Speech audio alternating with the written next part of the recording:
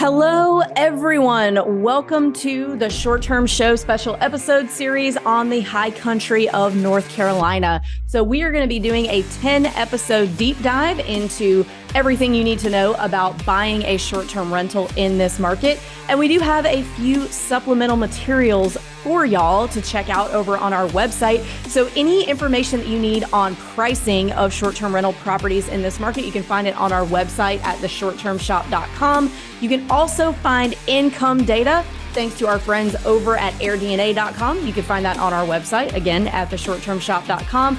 If you guys are interested in buying a short-term rental property with a short-term shop agent in this market, you can email us at agents@theshorttermshop.com, or you can join our Facebook group. We've created an amazing community with over 50,000 people where we talk about all short-term rental investing all day, every day.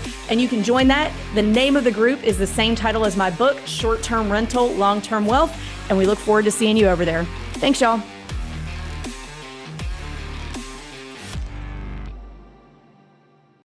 Hey guys, welcome back to another episode or short-term show special episode on the high country of North Carolina. Today, we're going to be talking about expenses. So we talk about income in a completely separate episode. So if you're looking for income related content, check out that episode.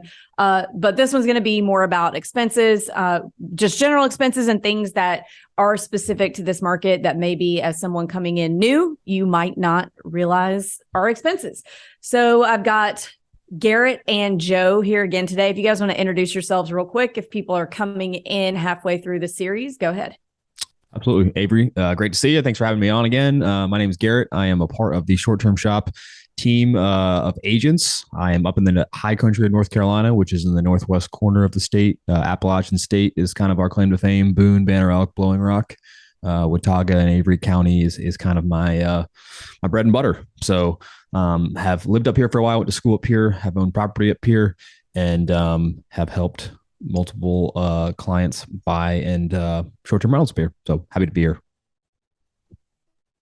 And my name is Joe. Happy to be here. Thanks for having me, Avery. I am the short-term shop agent down in the Carolina Beach market, but I'm also an active investor, and I've got a number of short-term rentals up in Banner Elk. And just love the game. That's me. Just love the game. All right. I don't know why that cracked me up, but it did. Okay. So let's talk about your regular old expenses first. So let's start with like electricity. Is there anything specific we need to know about electricity in this market? Really want to poke the bear right out of the bat, don't you? Yeah. So we were just joking about it before we hopped on. Like other areas, I know it can sometimes be different. For instance, down at the beach, Joe might spend more in the summertime blasting that AC versus the wintertime. Up here, definitely going to see higher utilities really across the board in the wintertime, with the temperatures being a lot cooler in the summertime, or colder in the summertime, things being a lot seasonal. A lot of places don't even have air conditioning up here, so it's not even going to be a huge expense in the summertime. When you do have to kick it in, it's going to be next to nothing. So electric is something to think about in the wintertime. The other thing to think about when you're looking at purchasing property is there's a lot of these properties that are on old baseboard electric heating, which historically can be a more expensive form of heating. So that's something to think about. Is it electric? Is it gas? Have they replaced the electric, or if they added mini splits into a home to offset the cost of electric, that can really change the price of heat. So yeah, gas, there are going to be certain properties that have HVAC and a central duct system. So it's going to be kind of half and half between a gas or propane form of heat versus electric. And really, I would say the temperature and the heat is going to be the big variance. Joe, I know you are smiling over there and can add to some of the electricity stuff. Yeah, electric heat is expensive whenever it's 20 degrees outside. I just want to throw that out there. Or negative 20. Or negative 20. Yes. Yeah. So when we have clients who are from states that are up north where it snows really, really regularly and is always really, really cold, they freak out about the electricity cost down here. And they're like, well, it's not like that up here. Why is it like that down there? Right. And it's and they try to do a good job about it too. Like, I thought it was kind of cool right off the bat that they actually lower the cost per kilowatt hour in the winter season. And my bill, they're showing us like, hey, like we're reducing your costs. But what they're not telling you is you're about to burn a lot more kilowatt hours to keep the place a lot hotter. And so they do try to like keep that cost down. But if your building is older, like mine are, and they're not as insulated as well, just expect a higher cost on it. And mine are the in-wall electric heaters. And so they're just not as efficient. And I've got a lot of square footage I'm trying to heat with that. And so even my bathrooms, they have like the heated fans in the ceiling that are electric that blow heat straight down. And my guests love those because it keeps the bathroom like scalding hot whenever you're in there. But it definitely burns up some kilowatt hours.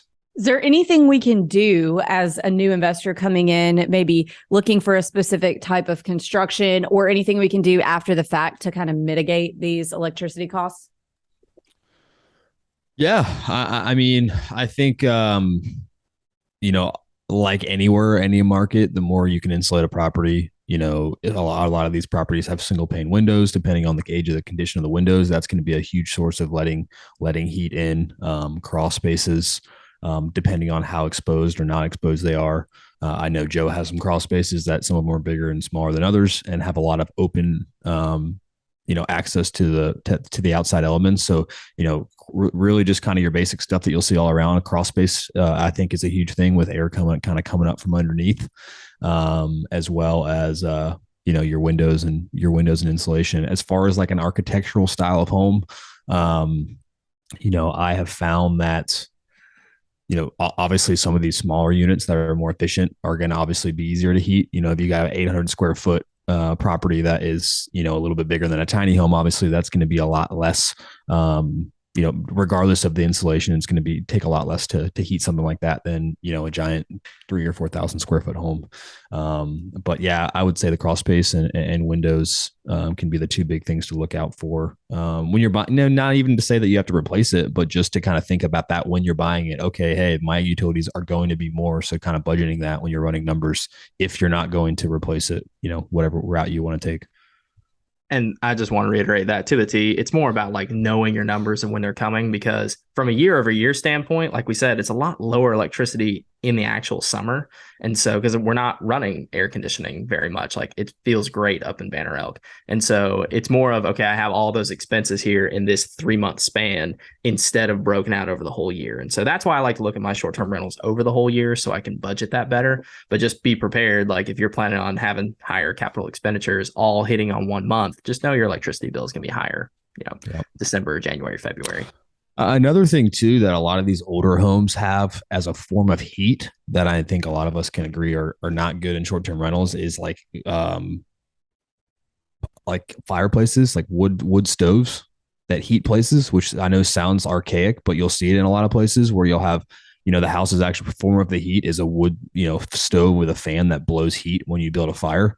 And so that's something to think about as well when you're buying properties. I do not suggest having that in a short-term rental where you can have guest build fires, but in a lot of those places, they would need to be switched out in some form of gas or electric heat to swap out that heat source that you will see in some of these older cabins up here that are that either used to be or a part of the main or secondary source of heat. I think you guys covered that really, really well. All right. So well, actually, I do have one more question on electricity. So, on heat specifically, is it common? You kind of talked about like older heat sources and things like that. And there's I've run into a few of those in other markets that have to be changed out to central. Is gas heat normal at all, or is everything electric in that market? It definitely exists. There's definitely there's some properties that do have gas heaters. I would say the biggest thing is that typically, the cost of running ductwork through your house, sometimes it's impossible if it wasn't done when the construction was done. So you'll see typically properties that were built after 2000 will at least have the ductwork and infrastructure to have a HVAC unit that could be gas, could be electric. A lot of times it's propane. A lot of the stuff pre 2000, it's going to have it's going to be mostly some form of electric. You'll even see some monitor kerosene heating in some of these old properties that have literally fueled by kerosene. And so those are something you'll have to think about, and replacing those really is is changing it with a lot of times it's in the form of a mini split or something. Obviously, you're not going to put ductwork, try to put ductwork through your house in a lot of these places is impossible. So that's something to think about. Typically, it's kind of the pre-2000 stuff where you're going to probably, most likely, if you're going to replace any of this kerosene or baseboard heating, it's going to be in the form of mini splits. I think it also depends on like the location of the house, because like in the HOA that I bought in, if you're at the beginning of the HOA, there's actually like a pipeline for natural gas that you can tap into. It's a little bit too far for it to connect to my property for it to make sense. And so I do have propane fire pits or fireplaces in each one of my units. And it's a great secondary heat source if the guests use it. But most of them just crank it up on the electricity. So if you can get them to use that, it can save you a good bit on heat. And I have a cabin that, again, it used to have one of those wood stoves in it, and it's been replaced with, it looks like a wood stove, but it's a gas stove that looks identical to it. It has a chimney that goes all the way up through the roof, but it's just a gas stove. So there's definitely, and it has an above ground propane tank. So it's not uncommon to see some alternative forms of heat with propane or gas. Who'd have thought you get so deep on electricity and propane? I know. See, that's why we have these episodes, because there's a lot of stuff that you just don't think about as somebody who's doing it every day, that like I would not know what to do if I bought a house and like, propane heat, what do I do with this? Right. So it's good to be talking about this. Right. And a lot of these places too, when you're thinking about expenses, a lot of people are like, okay, how do I get this filled? Whatever. That's something that can be negotiated in a contract. Typically it's prorated at closing. So, if I buy Joe's house and it has a third, we'll get a reading at closing and say, okay, this is the price of propane at this time. And I'll get credited that, or he'll credit me, for 65 gallons of propane. A lot of times it's cheaper to do that way versus Joe's going to pay to get his propane drained. Then I'm going to have to pay a upcharge to get it filled up. So that's a lot of times the way we do it as far as closing. So that's something to think about too. I've had some buyers that are like, oh man, I wasn't expecting to pay $400 in, propane at closing, but it ended up being cheaper. If they would have drained and started a new service of propane, it would have been more expensive down the road. So that's something to think about as far as the transfer of ownership and expenses. And then you get on, you typically get on an auto. There's a meter that's hooked up to the propane company. So there's an auto, they come out and auto fill it and bill it. So you don't have to worry about, hey, my propane's dry and I didn't set a reminder on my phone, and now the guests don't have heat until I get somebody out there. It's usually, I know Joe's places have some propane and they come out and autofill it. Yeah, that's something that always jumps up and bites me as an agent, is that I always forget about the propane proration. Like I tell myself, don't forget about the propane proration. And it always jumps up and surprises me at the end. And I know it's coming every time. And every time I'm like, oh crap, the propane. So y'all don't be me. Remember the propane. Yeah. Remember the propane. That's great. Okay. So let's talk about something else that we can actually get pretty deep on, depending on a number of factors. Internet is good, regular cable internet available in most places. If not, what are the alternatives and what are the costs of those?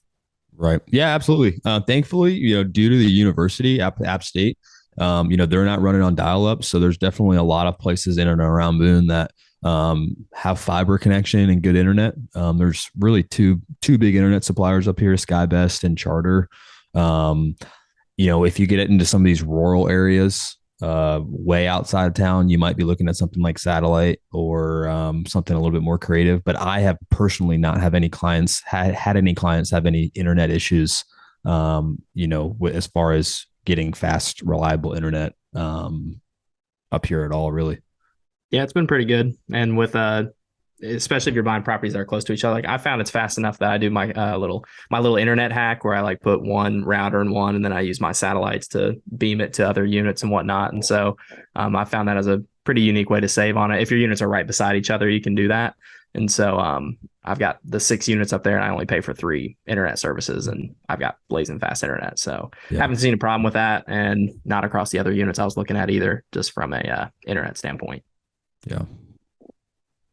All right. Well, I was expecting to have to get much deeper, because in some of our other mountain markets, cable internet doesn't service a lot of places. And then you have to deal with like trying to get Starlink or trying to get hot spots and other types of things. But if y'all, that's awesome. If it's most places we're out pretty there. advanced around here, Avery. We've got internet everywhere. So go high country. All right. Well, I was not expecting that. Next, water and sewer. Are most of these places on city water and sewer, or are they on septic and well? And what are the costs associated with that? Right. Yeah. I would say as far as the short-term rentals, 90% of the properties are going to be on well and septic.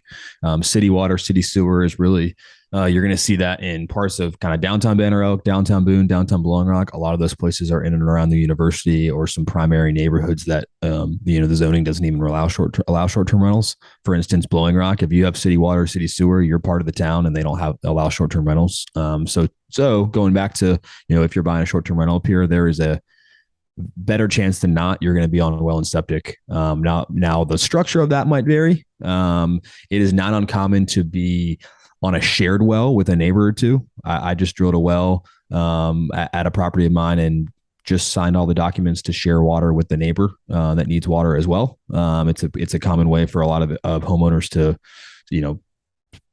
offset the cost of drilling a well by sharing with the neighbors based on how many gallons a minute they get. I would recommend, I always tell people to get well inspections. It's a pretty common practice during the due diligence period.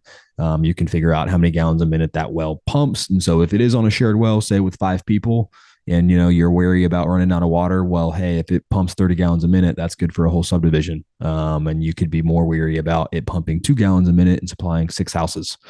Some of these older stretches, when they were developed, they had shared well rights, but at the time there wasn't really a lot of lots that were developed, and now there might be too many wells on that actually shared well. And so you might have to think about, hey, there's a risk of me having to drill a well at some point. So that, with all that being said, I hear less of water issues or wells running dry that I might hear in, say, the Smokies. I think a lot of that has to do with just the precipitation that we get year round, between the snow in the wintertime and all of the rain in the summertime. I do not hear as many stories. Like I'm sure it does happen, but there's not as many stories about what wells are running dry. As far as the costs that go along when you actually have them on a shared well agreement, typically there's a well owner or president that kind of manages it. It might be the person whose well is on the property. And there's some sort of agreement to pay X amount of dollars a year to maintain that well. Typically it's no more than a couple $100 a year.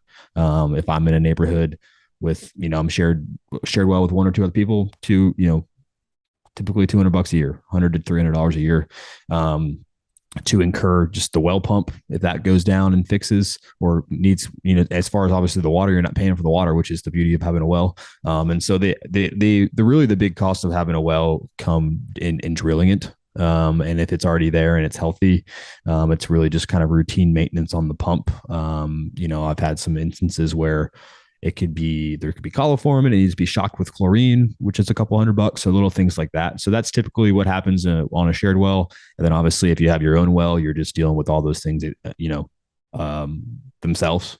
I would, budget a couple $100 a year, to maintain your well. Some years you might spend more, some years you might spend less.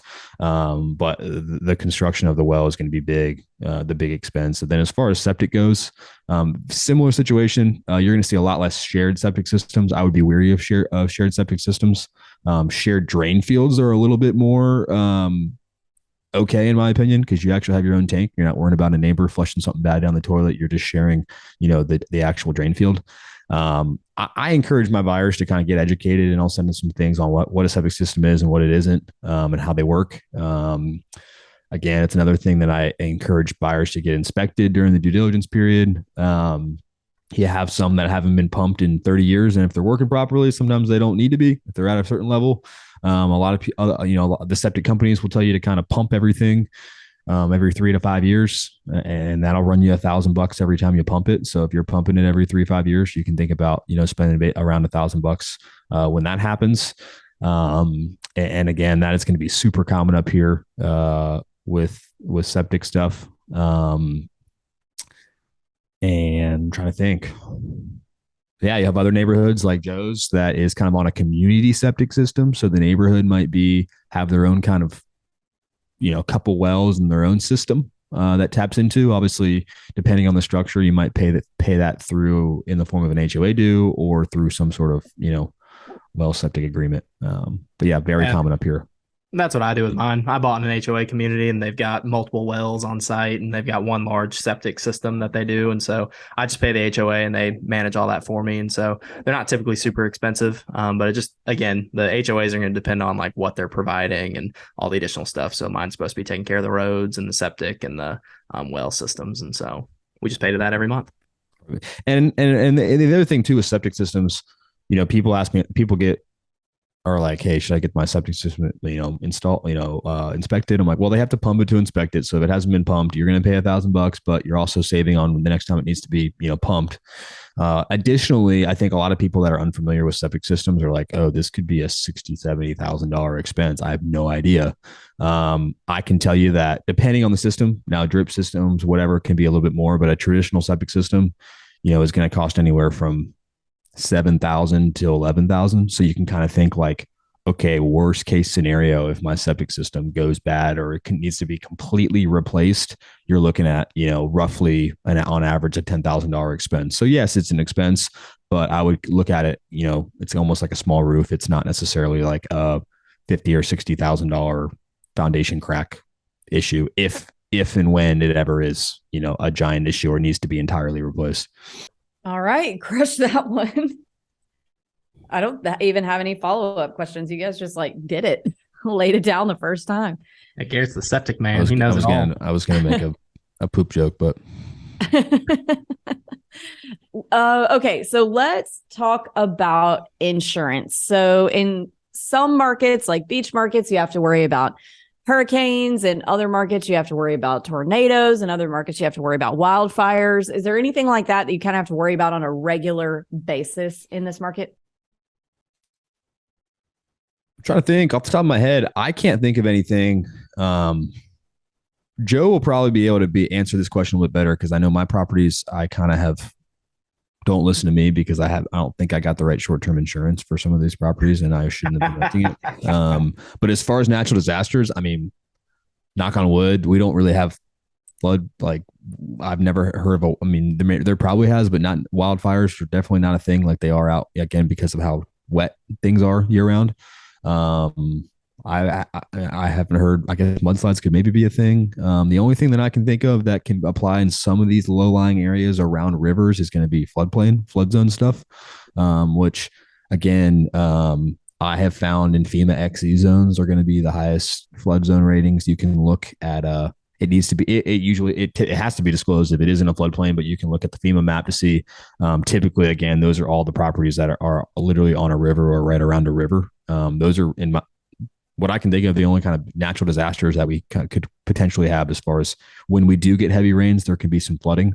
But the floodplains typically tend to be in and around the rivers. Joe, I don't know if there's any crazy policies or things you had. Not really. I mean, this was one of the main reasons why I really liked this market when I was running numbers, is because if you compare it to my short-term rentals here at the beach, like we've just got such higher cost on wind and hail insurance. We've got flood insurance. Like essentially down here, if you're within 50 miles of the coast, you have to get an NCJUA policy, which is just a North Carolina backed wind and hail insurance. And up in the mountains, you really don't have that.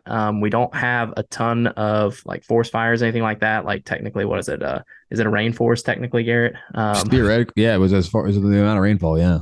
Yeah. And so it's like, we don't have a lot of those issues. And so my insurance rates there were a lot lower than my beach properties. And so that was one of my bigger draws whenever I was initially running numbers, is every quote I got, it was half, if not a third of what my beach property insurance rates were. And so I also like to do is additional rider liability insurance policies, like on my LLCs and on me personally. And so those are cheap, which I like for some extra protection, but you should be doing that across the board. So it's not specific to here.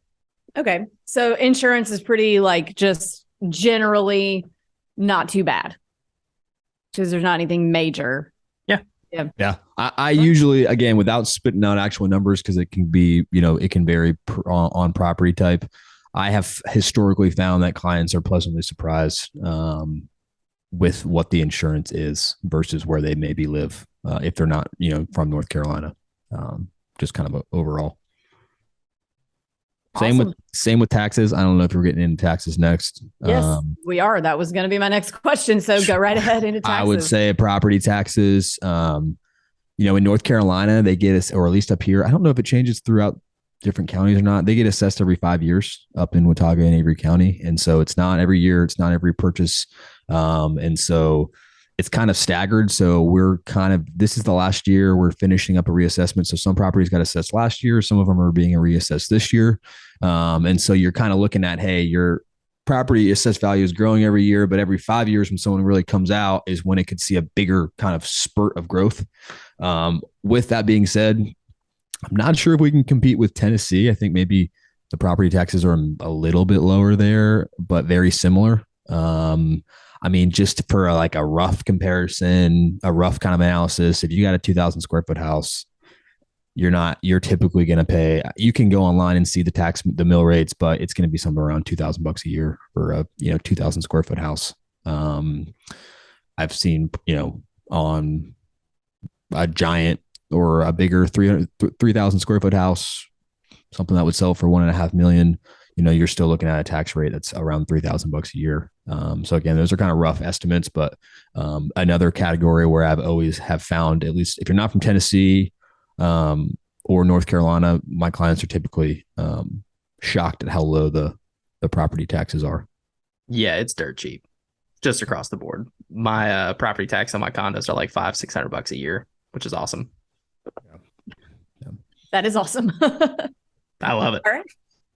All right. So let's get into some of the things that might be specific to this market. Like, does everyone have a hot tub? What does hot tub maintenance look like?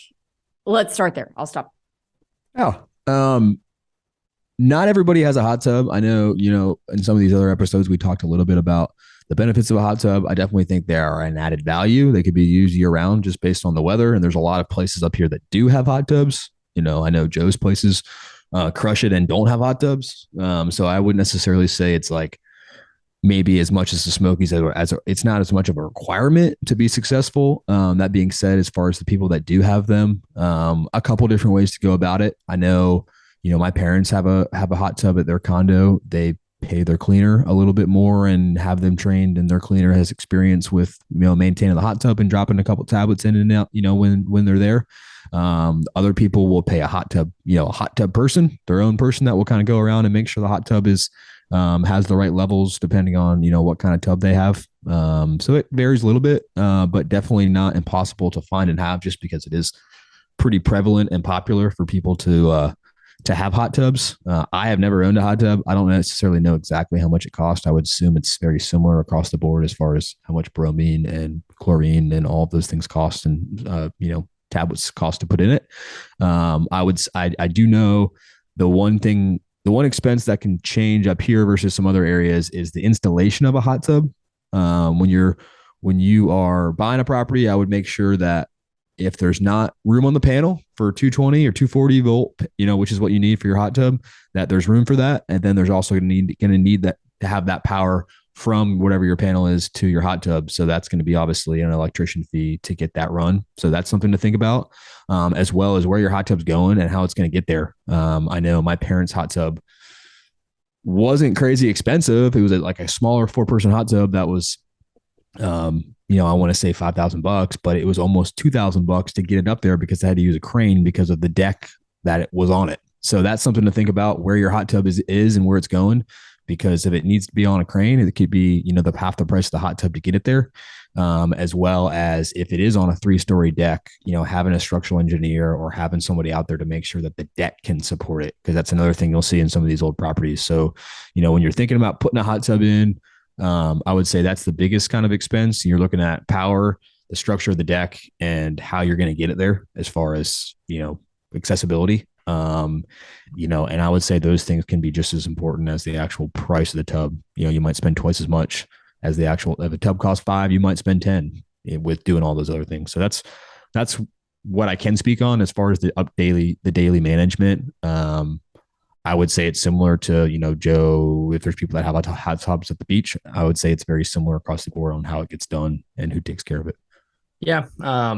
I'm planning on putting hot tubs into my units. And so one of my big things was interviewing cleaners that had done hot tub maintenance and whatnot. And you'd be surprised at how few of them knew what I was like talking about. It's not as prevalent, like we said, in this market, but it's typically just a rider on top of whatever cleaning fee you had. And so they were telling me it's like 25 or so bucks per like turnover as they're doing it. And so it's just not something that's normally worked into the initial cleaning fees. And so it's just something to account for if you want to do that, of training your cleaner to do it. And you're probably going to want to show them how to do it well, and then just have them say, hey, what's this going to cost me? You can knock this out in 15 minutes, like add that on top of whatever my other fee is and roll with that. I mean, and I'm just even thinking out loud. I mean, having a cleaner do that is going to be beneficial because you don't have to worry about, I guess, if I'm a hot tub guy, just a hot tub guy, I have to know your calendar of when your guests are going to be there and not going to be there. And so you have to work around that. It's not like a primary residence where your hot tub guy can just put on a routine schedule on his and just show up unannounced and put stuff in their hot tub because he knows it's in your primary backyard, like a pool guy or something.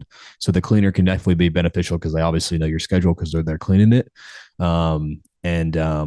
I would say the only other thing that I've heard people have is if they do have long breaks in between guests, say it's the summer or the spring, or, you got 2 weeks between the last guest, the hot tub it might need some sort of chemicals or some sort of upkeep before the next guest arrives, even though the cleaner did it when they cleaned the day after the, turnover. It's been sitting there for a week or week and a half. And so that can be something obviously to keep an eye on as well, just from a scheduling logistics standpoint.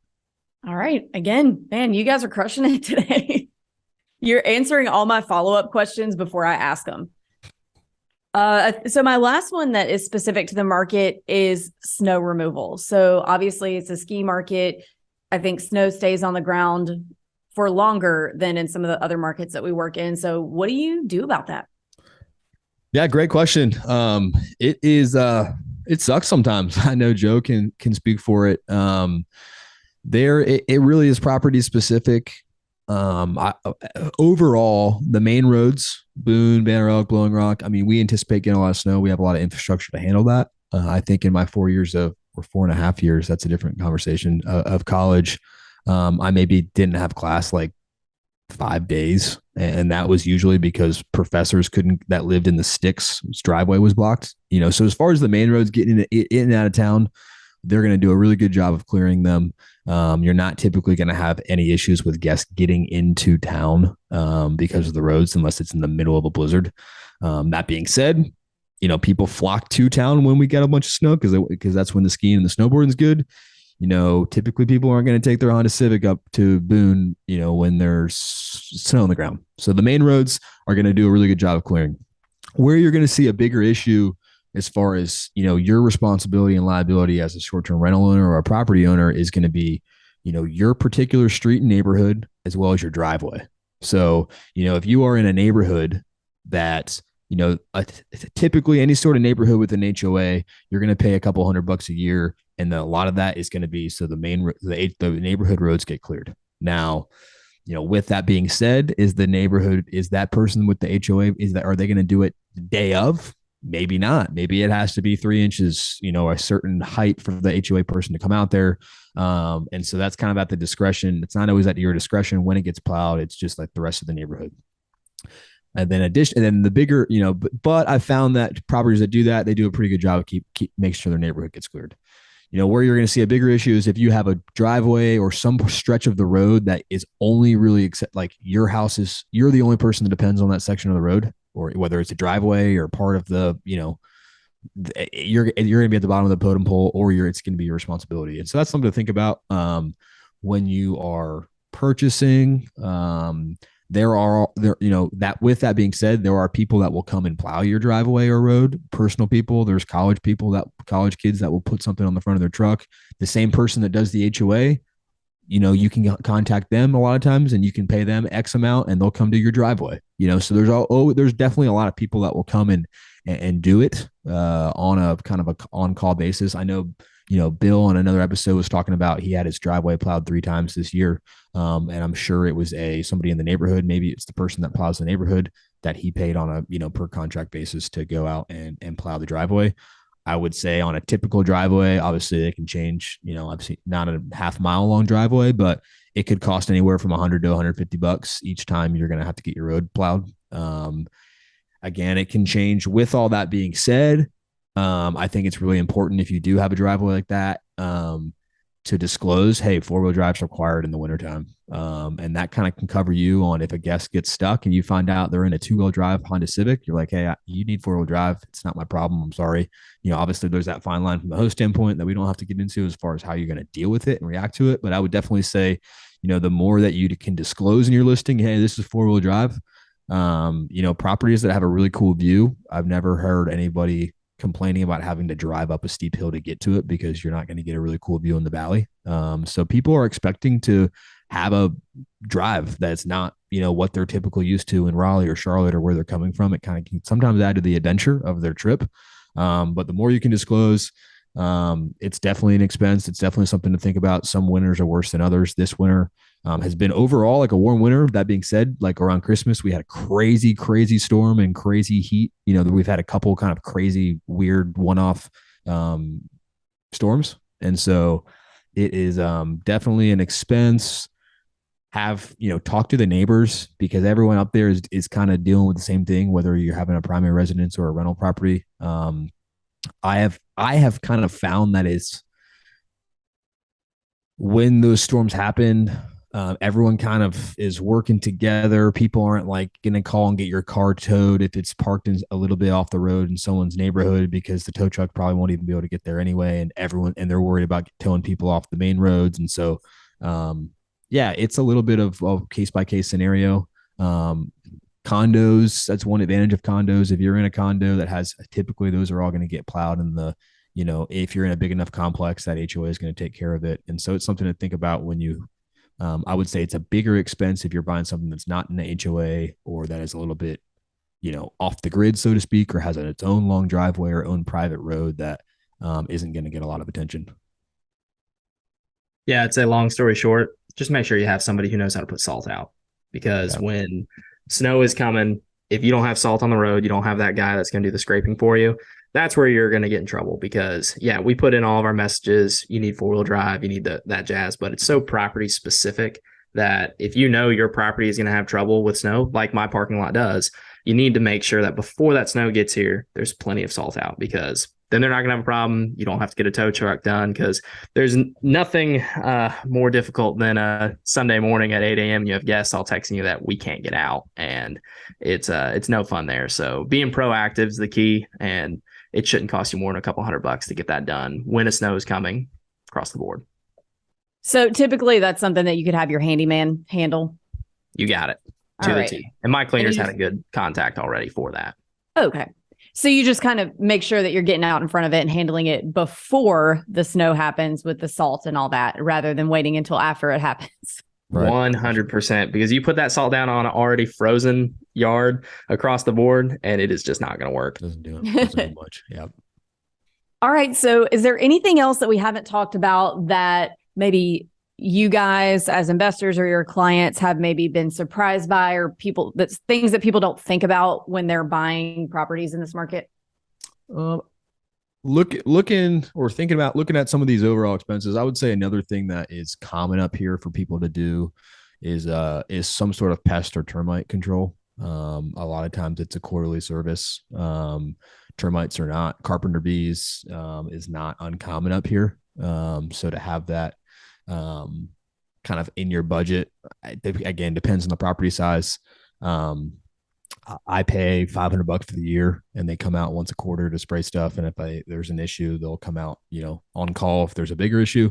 That's something to think about. Again, not a crazy expense, but definitely something that I would encourage people to do, especially people that have a, full log cabin home. You're dealing with, just straight wood that can have a lot of termite, carpenter bee stuff. If it's not, you're not taking preventative action. Another thing that can come kind of in the initial buying period that's not necessarily an ongoing expense is radon is super popular up in this area. And so there is a lot of homes that have a radon mitigation fan installed. Again, some people are more or less worried about it.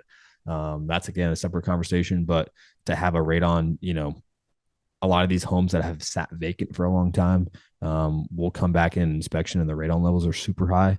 And some people will freak out and be like, hey, I'm out.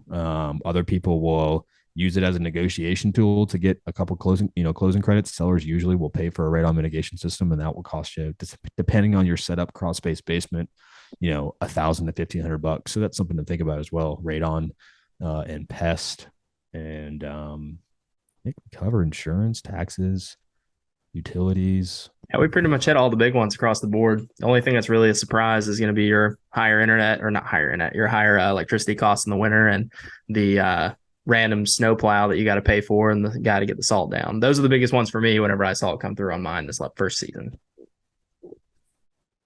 Gotcha. All right. Well, guys, if that's it, then we will go ahead and sign off. And if any of you listening want to buy a house in the high country, give us a holler at the Short Term Shop, agents at theshorttermshop.com, and we'll get you connected with Garrett. And I believe that's it, guys. Any parting words? Make sure you hit the mountain coaster. It's amazing. Okay. Mountain coaster. Yeah, I think we nailed it. I just want to throw that out there. Good. All right. Good to know. I'll definitely check that out next time I'm up there. But thanks so much, guys. Thanks, Amy.